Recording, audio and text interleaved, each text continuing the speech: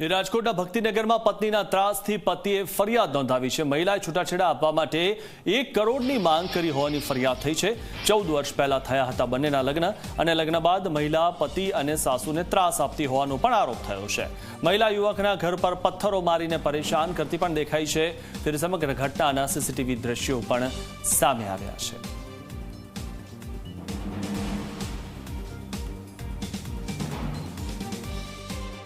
એક તરફ પાટીદાર સમાજ બંધારણની અંદર સુધારા કરવાની વાત કરે છે અને સાંસદ પરસોત્તમ રૂપાલા છે કે તેમને એક પાટીદાર સમાજને ટકોર પણ કરી હતી। તેની વચ્ચે રાજકોટની અંદર એક કિસ્સો સામે આવ્યો છે કે 14 વર્ષ પહેલા જે યુવતી સાથે લગ્ન કર્યા હતા તે યુવતી હવે છૂટાછેડા કરવાના 1 કરોડ રૂપિયા અથવા તો પ્રોપર્ટીની અંદર ભાગ છે તે માગી રહી છે। આપણી સાથે સુનિલભાઈ કવા છે કે જેમની પાસે આ માંગણી છે તે કરવામાં આવી છે। સુનિલભાઈ, શું આખી ઘટના બની હતી અને આપની પત્ની છૂટાછેડા માટે તેને કેટલા રૂપિયાની માંગણી કરી? સર, મારા લગ્ન 14 વર્ષ થયા। દિલીપભાઈ ઠાકરસિંહભાઈ પાનસુરિયાની દીકરી કિરણ, રાવકી ગામ। અમે એને અફેરમાં પકડી લીધી।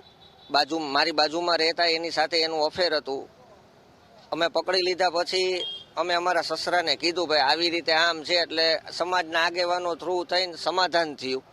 1 વાર થયું, બીજી વાર થયું, ત્રીજી વાર થયું, પણ આ કિસ્સો બંધ જ ન રહ્યો। પછી ઘરમાં ચોરીઓ કરતા પકડી લીધી અને જેમ આવે એમ અપશબ્દ ગારું આપવાની આ ચાલુ રાખ્યું।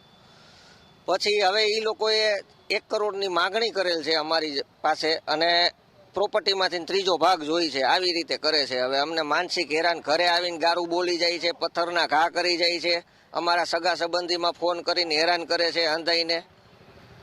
સુનિલભાઈ, સામાન્ય રીતે પાટીદાર સમાજની અંદર આ પ્રકારના કિસ્સાઓ ખૂબ જ ઓછા આવતા હોય અને હમણાં જ પરસોત્તમ રૂપાલા છે તેમના દ્વારા જે નિવેદન આપવામાં આવ્યું, આ ઘટનાને આપ કઈ રીતના જુઓ છો અને ખાસ કરીને હવે આવું સમાજની અંદર થઈ રહ્યું છે, આનો ઉકેલ કઈ રીતના લેવે છે? સાહેબ, આનો ઉકેલ કોઈ છે જ નહીં। અમારા પટેલમાં જાજી રકમ જ માગે છે છૂટા કરવાની।